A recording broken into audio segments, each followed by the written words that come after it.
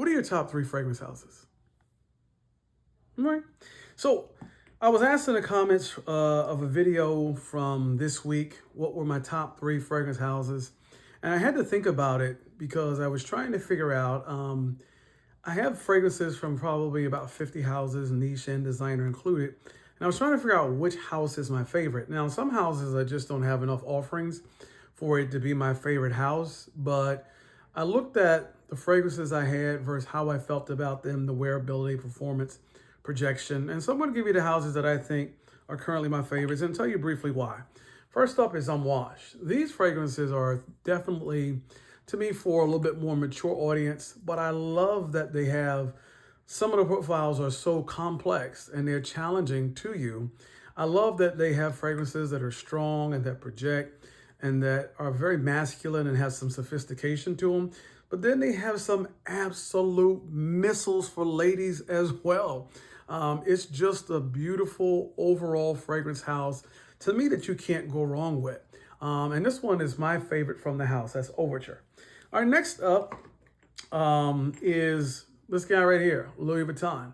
Louis Vuitton to me is probably my favorite fragrance house right now because they cover the spectrum so well.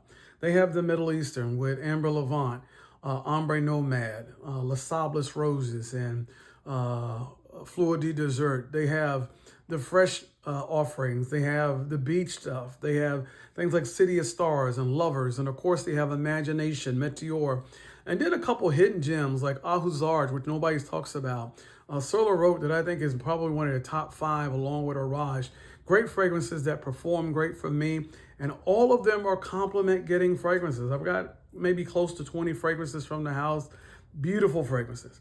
And last was the toughest one because there's some other houses I have that I like fragrances from, but I don't have a lot of offerings from them.